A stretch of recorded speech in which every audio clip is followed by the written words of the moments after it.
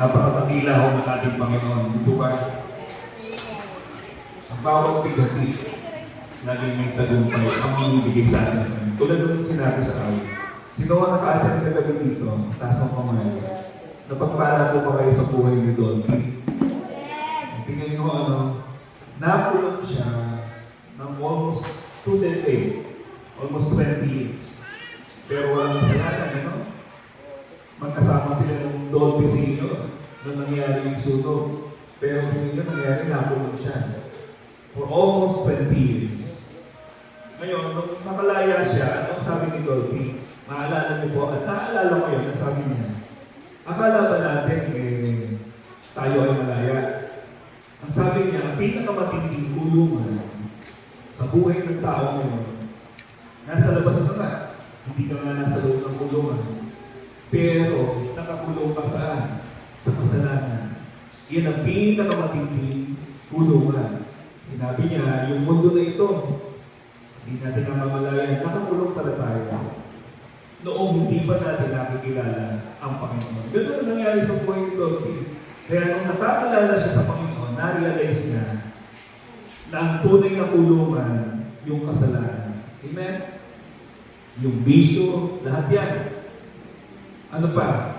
Yung mga masasamang gawin. Yung mga gawain dati ginagawa natin na hindi natin iniintindi pero pala nakakakita sa ating Diyos. Amen?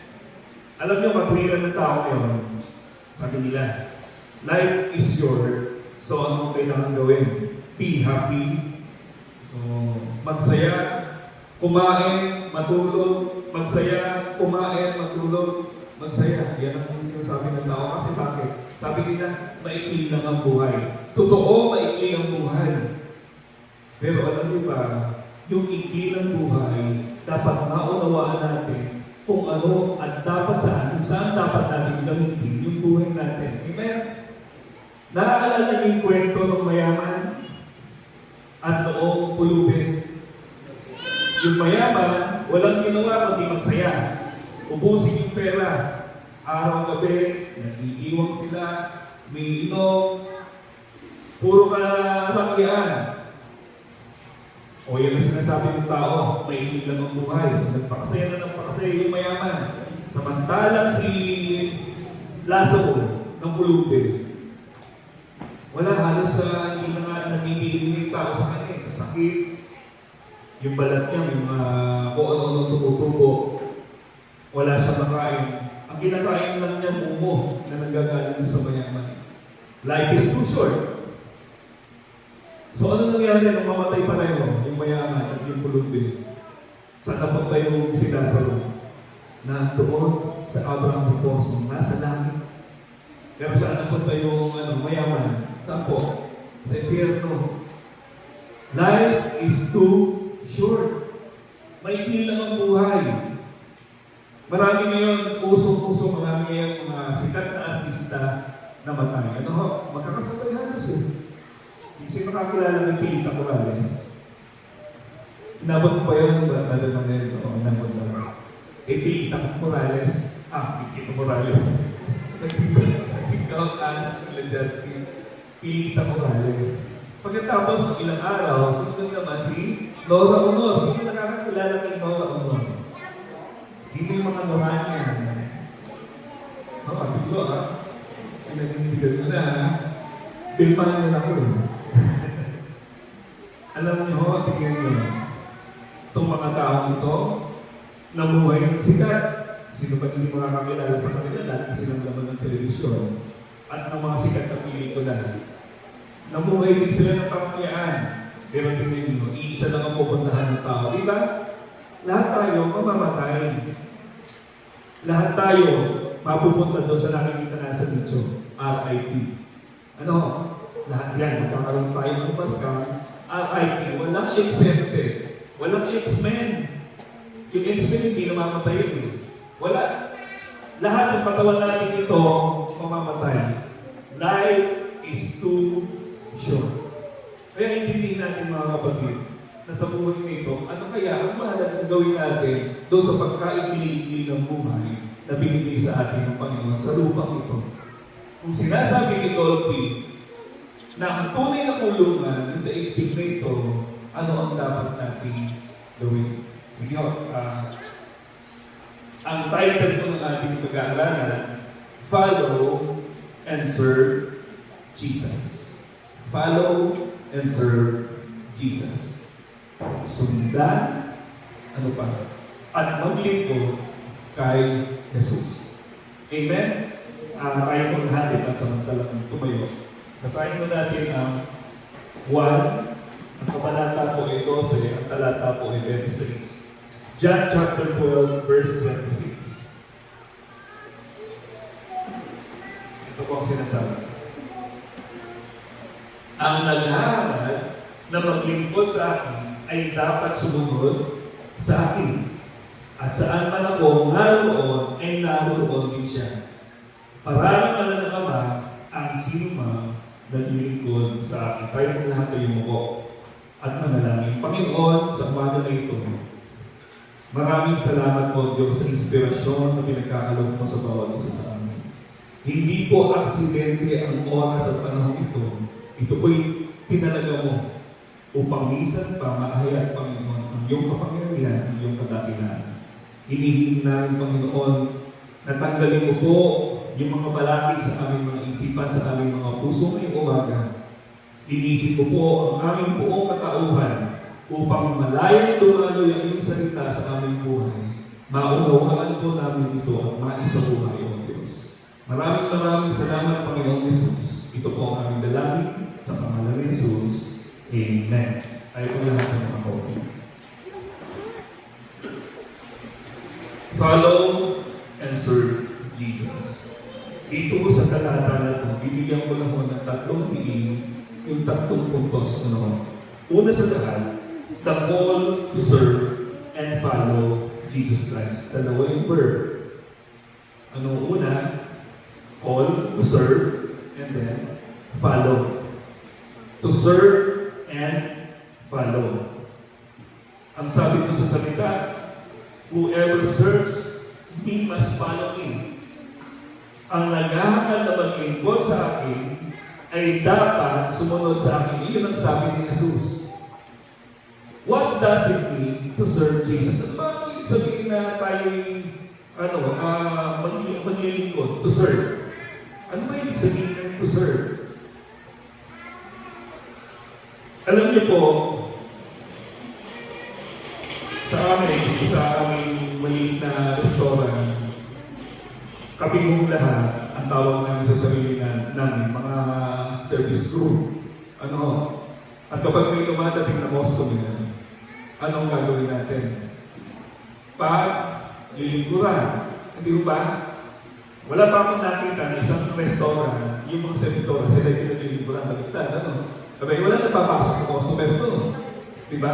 Halimbawa, papasok ang customer, pakitanggal yung sapatos niyo. O, kumuha ko yung tingnan doon. Mas kayo na rin kung magluto ng pagkain niyo, wala ganun. Hindi ba? Kapag sa isang restaurant, pumasok ka, mayroong mga servidora. At yung servidora, ano ang tungkulin? Maglingkod doon sa mga customer. Malinaw na malinaw yun. Dito, sa tinutukoy ni Jesus, what does it mean to serve Jesus? Alam niyo, serving Jesus is more than just participating in the church. Hindi lang po yung uma-attend tayo, linggo-linggo, uma-attend tayo ng prayer meeting. Hindi lang po yun ang paglilingkod sa Panginoon. Hindi lang po yung paggawa ng mabuti. Alam mo mabuti, alam mo masama, hindi mo ginagawa, hindi lang po yun. Ang ibig sabihin sa malalim pa? It means living a life that reflects Jesus. Living a life that reflects Jesus. Alam niyo ho, noong narito sa mundo si Jesus, pag pinag-aralan natin ang buhay niya, na nasaksihan ni Mark, ni Lucas, ni Pedro, at ng iba pang mga alagad niya. Si Jesus ang buhay na patotoo na pwede natin gayahin. Yun ang sabi ni Jesus. Kung paano si Jesus naglingkod, alam niyo si Jesus, Diyos yan, ano? Hari ng mga hari, Panginoon ng mga Panginoon. Tingnan niyo yung mga katabi niya. Tingnan niyo. Katulad ho yan ng mga disipulo. Kagaya ho yan nila Pedro, nila Paulo, at kung iba pa. Ano ginawa ni Jesus sa mga disipulo niya? Hinugasan niya yung mga paa. Yung inyong hari ng mga hari, Panginoon ng Panginoon, pero ano ginawa niya? Naglingkod doon sa mga disipulo. Yan ang buhay ng paglilingkod. Kailangan natin magpakumbaba at sundin at gayahin ang ginawa ni Jesus. Living a life that reflects Jesus. Ang sabi sa Biblia, makikilala niyo ang Kristiyano sa kanilang bunga, sa mga ginagawa nila. Kaya kapag ang isang tao, sinasabi niyang Kristiyano siya, pero hindi nagbabago, hindi mo pinatutunayan, anong nangyayari? Napapahiya si Kristo sa buhay mo. Sasabihin mo, Kristiyano ko. Pero yung ginagawa mo naman, taliwas doon sa kalooban ng Diyos. Sino po ang nalulungkot? Si Jesus. Alam niyo, sa mga ginagawa natin, pagkukulang, mga pagkakamali, hindi naman alam niyo yung galit. Noong una kasi hindi tayo nakakilala sa Panginoon, automatic, nandun yung galit ng Diyos. Nung hindi natin tinatanggap ang Panginoon, mga alagad pa tayo nung hindi natin tinatanggap ang Panginoon, dalawa lang naman yun. Kung hindi ka alagad ng Diyos, alagad ka ng Diablo. Di ba? Walang nasa gitna, dalawa lang. Nung hindi pa tayo alagad ng Diyos, alagad tayo ng Diablo. Kapag alagad ka ng Diablo, naandun yung galit ng Diyos. Pero nung nakakilala ka sa Panginoon, nawala na yung galit na yun dahil kay Kristo. Kasi bakit nagagalit sa atin ng Diyos noon? Dahil nananatili sa atin yung kasalanan na ginanapan natin noong panahon ni Abadan. At noong niligtas tayo ng Panginoon, tinanggap natin siya bilang Panginoon tagapagligtas. Pinaging anak tayo ng Diyos, pinagkalooban tayo ng karapatan maging anak ng Diyos. Nawala na yung galit ng Diyos sa atin. Ngayon ang tanong, paano yun kung nagkasala tayo? Bigla tayo nagkasala, sinungaling tayo, tapos bumalik tayo sa ating mga bisyo. Nandun ba may iba? Alam nyo, iba ang level. Nung tinanggap nyo ang Panginoon, hindi hura, hindi galit ang nasa puso ng Diyos. Nagdadalamhati ang Diyos. Nalulungkot ang Diyos. Alam nyo, kapag nagkasala ang isang Kristiyano, yung kasalanan na yun na yung parusa niya. Yun na yung magpaparusa sa inyo.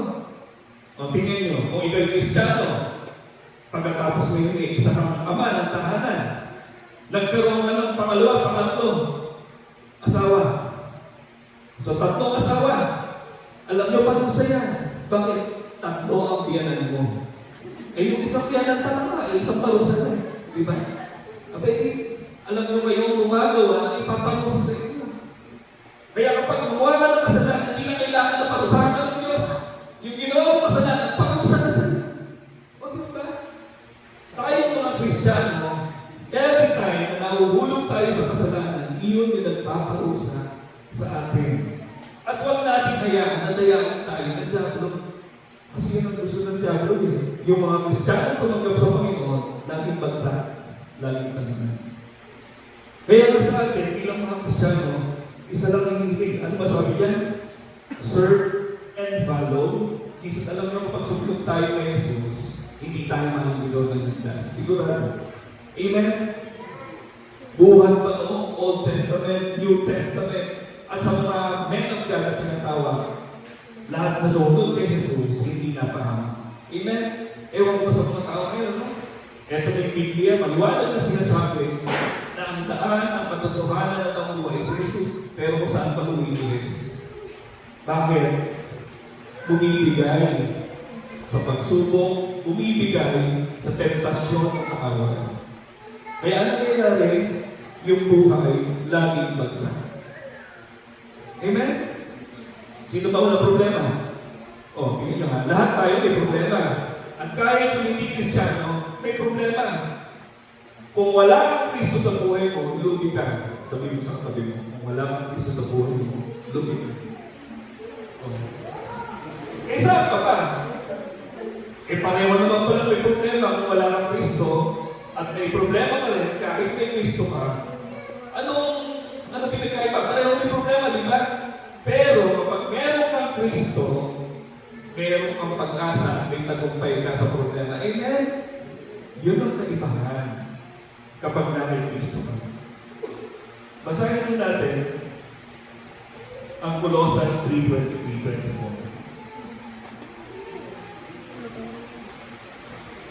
Ano sabi dyan? Ano man ang inyong ginagawa, gawin ninyo ng buong puso na parang sa Panginoon kayo naglilingkod at hindi sa mga tao. Sapagkat sa Kristo ang Panginoong pinaglilingkuran ninyo at alalahanin ninyong pagkakaloobang kayo ng Diyos o ng Panginoon ng gantimpalang inilaan niya para sa inyo. Ang totoong paglilingkod nagmumula sa puso. Kapag tayo totohanan naglilingkod sa Panginoon, alam niyo ho, hindi natin ginagawa yung bagay dahil nakikita tayo ng tao. Di ba meron ko galing? Lalo na sa office. So, itatrabaho sa office si Brother Manuel. No. Masipag, pag naandyan yung boss, di ba, ang ibig sabihin ng Diyos? Talaga naman. Eh, pero pag nagbakasyon na yung boss, bakasyon din sila sa trabaho. Sabi ko mga bang, kuya-kuya ko. Ito may kuya-kuya ko. Yung gumagawin ng yung paan. Easy. Kaya matulog na ginagawa ni Justin. Yan, kuya-kuya ko. Alam niyo, ang sabi dyan, kapag tayo naglilingkod at nasa puso natin ang paglilingkod, anong sabi mo doon? Ano man ang inyong ginagawa, gawin mo ng buong puso na parang sa Panginoon kayo naglilingkod at hindi sa mga tao. Kaya kahit hindi kayo nakikita ng mga boss ninyo, kahit walang nakikita, sino dito nagtatrabaho sa gobyerno? O di ba meron ito ang dadagay mo na kasi wala nakakakita sa kung sasabihin sa iba na tumatanggap ako, mga ganun di ba? Pag gumagawa tayo ng mga kasalanan gusto natin, lihin. Wala namang wala namang gumagawa ng halimbawa na mamurabat. Boy, namurabat ako, pinagmamalaki pa. Wala, hindi nilihim, di ba? Bakit? Ayaw niya makita ng tao na masama yung ginagawa niya. So, anong tawag doon? Kapita? Tao. Lalo na sa gobyerno, panahon ngayon na halalan. Siyempre, maraming kapita? Tao, di ba? Papupuntahan na tayo dito paghalalan. Sabi ko yun, di ba? Nakakamayan pa lang paghalalan. Pero pag wala na, is na pero na, hindi kita kilala. Pero kapag nangangampay nga, kilala lahat. Ano tawag doon? Pakita? Totoo yan. Maraming tao na yan. Pakita, tao. Ayaw ng Diyos yung pakitang tao. Kaya sabi yan, kailangan naglilingkod tayo sa Diyos. Kahit hindi tayo nakikita ng mga bata sa paligid natin, nagtatapat sa ayaw sa paglilingkod sa Panginoon. Amen? Palapakan mo natin ang Diyos.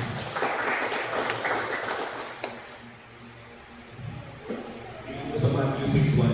Masahin na natin. Anong sabi dyan? Sa pagpaalala yan. Pag-ingatan ninyong hindi pakita tao ang pagtupad ninyo sa inyong mga tungkulin sa Diyos. Kapag ganyan ang ginagawa ninyo, wala kayong matatamong gantimpala buhat sa inyong Ama na nasa langit. Aray ko po, di ba? Anong sabi? Pag-ingatan ninyong hindi pakita tao ang pagtupad ninyo sa mga tungkulin sa Diyos. Hindi dapat pakita ng tao, dapat pakita Diyos. Sabihin mo sa katabi mo, huwag pakita ng tao. Sige, sabihin mo, pakita ng Diyos. Dahil ang Diyos nakapinig sa atin. Alam niyo ba? Ang tao ngayon, inalinig ang mga CCTV kahit saan nandun, nakikita. Pero ang Diyos, bago pa man ligayin niya, kahit saan ka pumunta, kahit sa pinakailalim pa itong aking kinatatayuan mo, makita-kita ka ng Diyos. Wala kang pagtatagawa. Kahit saan ka magpunta, kitang-kita ka ng Diyos. Ewan ko sa mga tao, no? Akala, nagtatago sila sa mga kapwa ng tao, pero hindi nila alam. May nakakakita sa kanila ang Diyos. Nakikita ng Diyos yung lahat na ginagawa natin. Kahit saan pa tayo magtago, hindi din sa mata ng Diyos. Amen? So dapat hindi ipakita ng tao, hindi sa Diyos natin ipakita yung lahat ng ginagawa natin. Amen? What does it mean to follow Jesus? Ito po yung kasunod. Following Jesus requires walking with His footsteps. Meron nung araw, meron kami laro, sinasabi, follow the leader. So mga bata pa kami noon. Pag lumakad yung leader namin, lalakad kami. Pag pumembot yung leader namin, kekepot kami. Yung hindi sumunod, siya ang paparusahan. Nung maliliit kami, ewan ko nilalaro ba ng mga bata ngayon? Hindi na kasi TikTok na no? TikTok na yung mga ngayon. O kaya gumagaya na naman ng sayo sa TikTok. Nung araw na yun. Meron kami, iba tatlo kami mga bata. O, follow the leader. Kapag ikaw na-assign ng leader, kahit ano gawin mo, kailangan gawin mo masunod mo. Ito, tinutukoy dito. Following Jesus requires walking in His footsteps. Pag sinabi natin walking in His footsteps, yung nilakaran ni Jesus, lalakaran natin. Ang problema, nilalakaran nga natin kung ano yung nilakaran ni Jesus, hindi naman natin ginagawa, ginagaya yung ginawa ni Jesus. Ano ba ang mga ginawa ni Jesus? Nung siya nandito, naglilingkod, nag-serve. Kaya alam niyo ho, yung mga nakikita natin sa paligid natin, yan yung paglilingkodan natin. Bakit ito? Pananagutan natin ang bawat tao na nakapaligid sa atin. Amen? So ang paglilingkod, kailangan sumusunod ka. Following the step of Christ. Follow Christ. Anong sabi ko sa Lucas 9:23? Sabi ko natin. Anong sabi niya? At sinabi niya sa kanilang lahat, ang sino man nagdanais sumunod sa akin ay kinakailangang itakwil ang kanyang sarili, pasanin araw-araw ang kanyang krus at sumunod sa akin. Ano yung sabihin nun? Deny yourself. Deny yourself. Pag sinabi natin deny yourself, hindi na yung sarili mo ang nasusunod. Dahil tinanggap mo ang Panginoon Jesus bilang Panginoon na tagapagligtas, yung Panginoon natin ngayon, hindi na yung sarili natin, ang Panginoon natin sino? Si Jesus. Kapag hindi nakalinya ang lakad natin doon sa panuntunan ni Jesus, yun, red flag na yun. Teka, hindi na ito kalooban ng Diyos. Kaya sabi dyan, deny yourself. Ang tao, likas sa tao, yung siya ang mabe-benefit. Di ba? Ngayon yung pag may mga tao dito, yung mga kandidato, ang gusto ng tao, mabibigyan sila, di ba? Oh. Sino dito hindi natutuwa pag hindi nalalagyan? Nabigyan. Oh. Lahat natutuwa, di ba? Kasi bakit? Likas sa tao, yung meron gusto niya may benefit, meron siya natatanggap. Likas sa tao yung puro para sa kanya. Kaya maraming tao, koreano. Alam niyo sinasabi ko? Oh. Isa ko yan. Koreano, di ba? Meron ako dyan. Meron ako yan. Mga koreano. Alam ko yung koreano, nasa koreano ng mga koreano. Hindi lahat ng tao. Bakit ito? Gusto ng tao, puro sa akin. Sa akin. Kahit ka pag nagturo di ba? Pag nagturo ka, tingnan mo, ilan nasa iyo pupunta. Ang dami. Puro pa sa iyo. Amen? Palagi mo ikabubuti sa atin, ikagiginhawa natin. Yan ang likas ng tao. Pero sabi ni Jesus, kabaligtaran. Ang sabi, nais na sumunod kay Jesus, ano sabi dyan? Nagnanais sumunod sa akin, ay kinakailangan itakwilan kanya sarili. Paano ba itakwil ang sarili? Sige nga. Sarili ko, tinatakwil. Ano ba yun? Sarili ko, lumayas ka dyan. Ang ibig sabihin nung itakwil yung sarili, yung gusto mo, hindi na yung sarili mo. Ang gusto mo kung ano yung kalooban ng Diyos. Ang gusto mo hindi yung kalooban ng sarili mo. So wala na yun. Sino gusto maging mayaman? Taas ang kumahan. Sino gusto maging pera? Taas ang kumahan. Sabi ko na 1,000,000, Justin, bibigyan kita ng 1,000,000. Tatanggapin mo. Ang isip eh, 1,000,000 yun eh. Pero ang kondisyon, mamamatay ka mamay gabi. Sa'yo na ang 1,000,000. Yung halaga kung isa, hindi natin nakikita. Ang pinakamahalaga sa lahat, ang buhay na walang hanggan at makasama natin ang Panginoon Jesus. Amen? So, walang kapantay ng pera yun. Kaya nga, life is too short. Kung iahapin natin sa everlasting life na binigay at pinagkaloob ng Panginoon Jesus, wala pa sa katiting. Tayo nagsasalita ngayon. Ako po 51 years old na. Alam niyo si Steve Jobs, namatay 55 years old. So meron na lang mga 4 na taon, ano?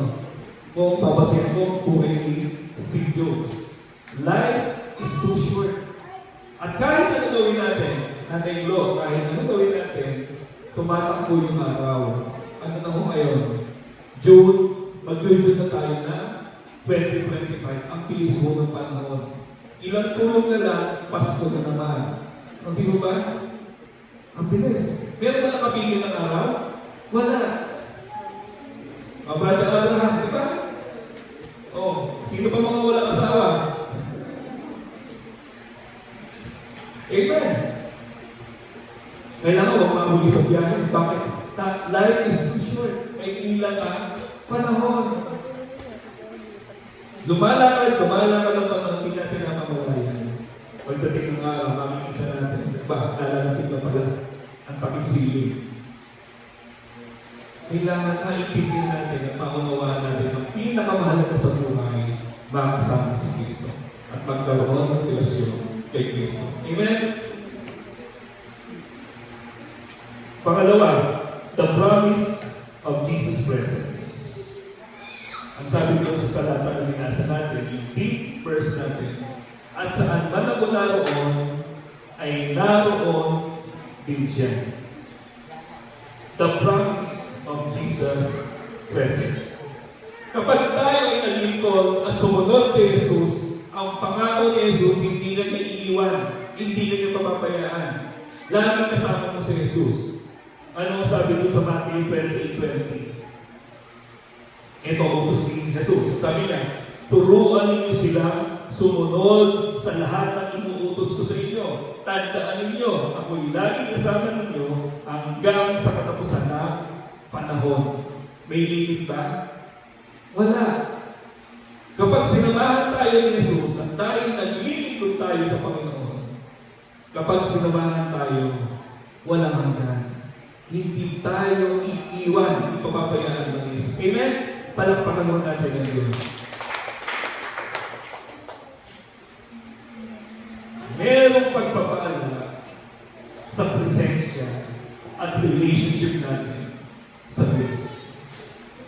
Merong pagpapala sa presensya ng Diyos at merong pagpapala sa ating relasyon sa Panginoon. Basahin mo natin ang mga awit 16:11. O Isaiah 41:10. Yan, Isaiah 41:10. Ito po ang sinasabi. Ako'y isa sa iyo, huwag kang matakot. Ako ang iyong Diyos, hindi ka dapat mangamba. Palalakasin kita at tutulungan. Iingatan at ililigtas. Napakatindi ng pangako ng Diyos. Hindi tayo pababayaan.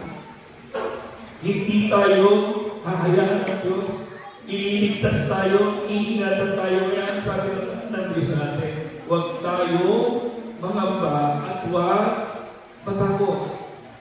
Sino natatakot? Ako, hindi na ako natatakot dahil matagal na ako takot. Sino nangangamba? Alam niyo ho, may nagagawa ba kapag iniisip natin yung problema sa buhay natin? Meron ba? Kahit anong isip mo sa problema, may nasosolve? Wala. Kaya ang sabi niya, bakit iniintindi mo yung problema? Hayaan mo yung problema, ang mga problema sa sarili niya. Bakit tayo problemado sa problema? Kapag pinoblema natin yung problema, ano nangyayari sa buhay natin? Wala. Lalo na tayong bumabagsak. Tandaan natin mga kapatid, kapag ang problema ay walang solusyon, ipagkaloob natin sa Diyos. Amen? Ipagkaloob natin sa Diyos. Dahil ang Diyos ang solusyon sa lahat ng problema natin. Amen? Walang iba. Pero ang problema mo naman ay maliit lang. Halimbawa, maghuhugas ka lang ng pinggan, ipapasalos mo ba yun? Abay, gawin mo naman kapatid. No. Oh. Alam niyo, may level ng problema. Yung problema makakaya natin para sa atin yun. Amen? Yung magbahagi ng salita ng Diyos, sa atin yun, tungkulin natin yun. Yung mga problema na para sa iyo imposible, ipasa Diyos natin. Amen? Ang Diyos ang bahala doon. Kaya ang sabi ng Diyos, kapag tayo sumusunod sa Kanya, huwag tayong mag-alala. Bakit? Ang Diyos ay sumasa atin. Ano sabi niya? Ako ay isa sa iyo. Huwag kang matakot. Napakabigat ang pangako ng Diyos sa mga sumusunod sa Kanya. Kasama natin ang Diyos. Sabi mo sa katabi mo, kasama natin ang Diyos. Kapag kasama natin ang Diyos, sino dapat sa atin? Abay, wala. Wala. Iligay mo natin yun sa puso natin ang pananampalataya na ang Diyos ay kasama natin. Amen? Pangatlo at panghuli, the honor that comes from the Father. Kung sa huli, praise ng ating main verse, anong sabi doon? Paralakalan ng Ama ang sino man naglilingkod sa Kanya. My Father will honor the one who serves me. God's reward for faithful service. Kapag tayo ay naglilingkod sa Diyos na totohanan, meron kong gantimpalang nakalaan sa bawat isa sa atin. Sino na gusto ng gantimpala? Oh. Lahat tayo ng iba, gusto natin makuha. Walang tao na ayaw ang reward. Lalo na kung ang gantimpala ay galing sa Diyos. Amen? Kapag ang Diyos ang nagbigay ng gantimpala, mamahaling gantimpala yan. Hindi basta-basta gantimpala yan. Eh kung minsan nakakapagod tayo ng gantimpala sa tao Di ba? Pero kung gantimpala na yun, panandalian lang. Pero pag ang Diyos ang nagbigay ng gantimpala sa atin, pangmatagalan. So may forever, Kapag ang Diyos ang nagbigay, forever. Unang gantimpala nga sa atin, buhay na wala ka, kaya hanapin ka pa ba? Wala na. Eh bakit ang problema ka? Ewan ko kung ano nangyayari sa buhay. Tingnan mo tao, ang tingnan ng ginawa ni Kristo sa buhay, para sa atin, namatay sa krus ng pagbago, pero problemado pa rin yung tao. Kaya nalulungkot ang Diyos. Hindi maunawaan ng tao kung ano ang kahalagahan ng binigay na biyaya ng Diyos sa bawat isa sa atin. Iyan ang pinakamahalaga reward. Ano sabi sa Hebreo 6:10? Basahin natin.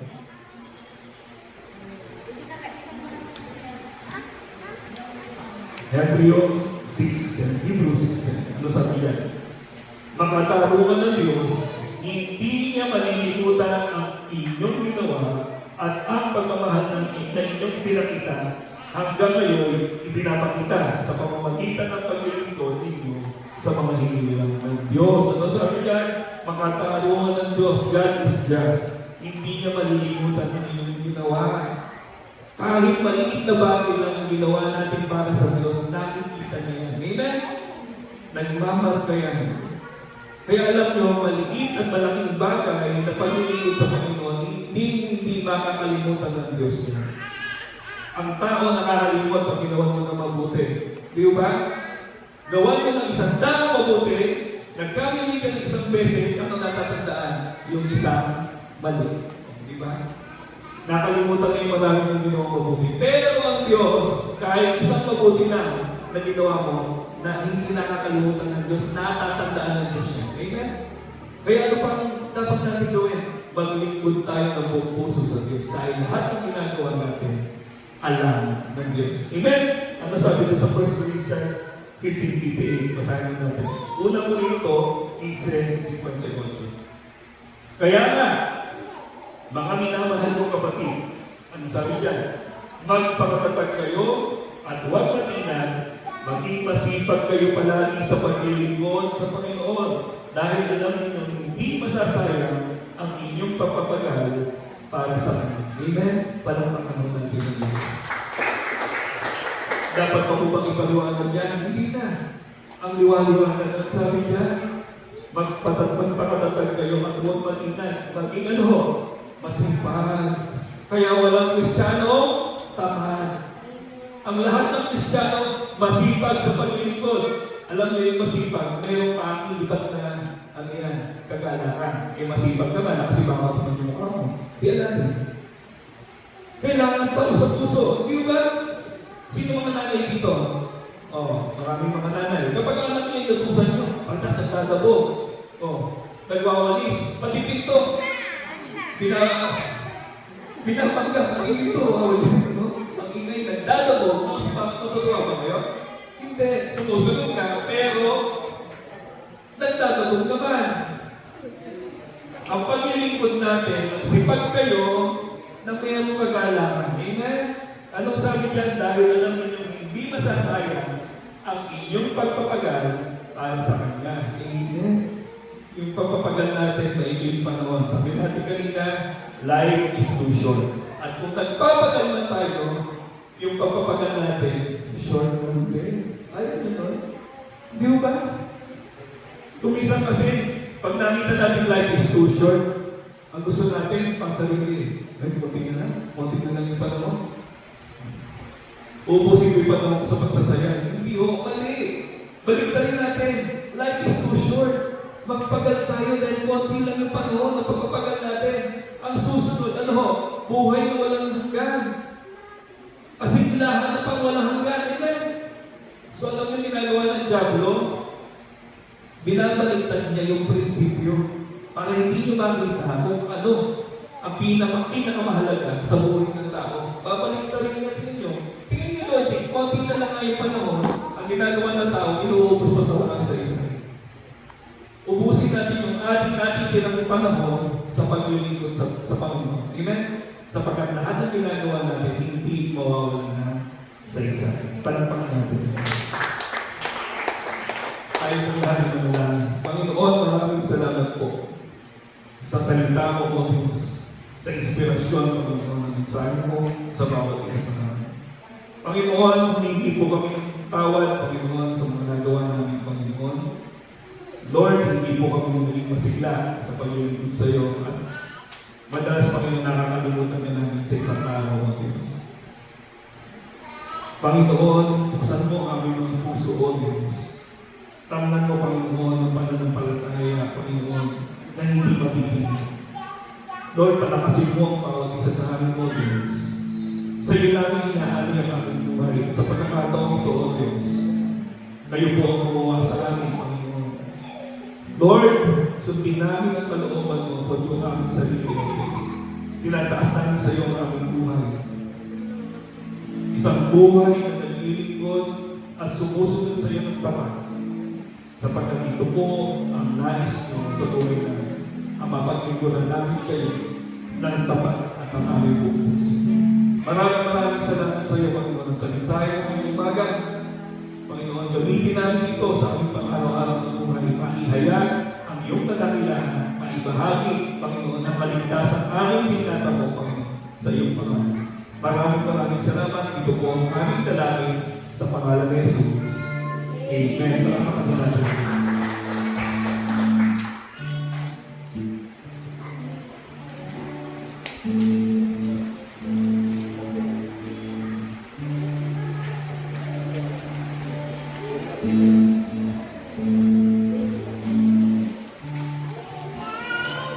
Ako yung namamalan, siguro konsyerto eh. Maraming po tayo sa gawain ng pagkakaloob.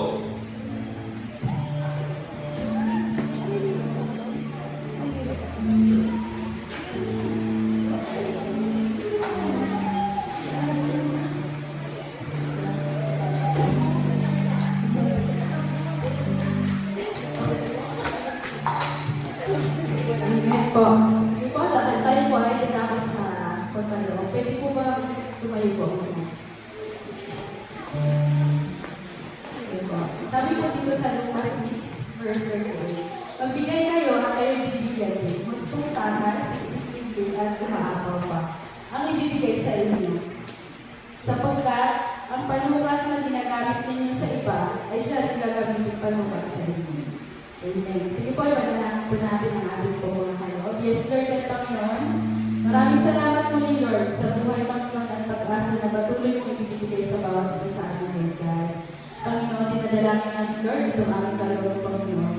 Bagamat ito'y maliit lamang, Panginoon, at hindi sapat, Lord God, kung para, Panginoon, sa sakripisyo mo, Panginoon, sa bawat isa sa amin, Lord God. Panginoon, dinadalangin din namin, Lord God, ang buong linggo na aming tatahamin, Panginoon. Ingatan mo pa rin, Panginoon, ang bawat isa sa amin, Lord. Ang pinagkukuhanan ng aming hanap buhay, Panginoon. Panginoon, patuloy na i-bless mo ito, Lord God. Maging ang aming mga boss, Lord, bigyan mo ng kalusugan, Lord God.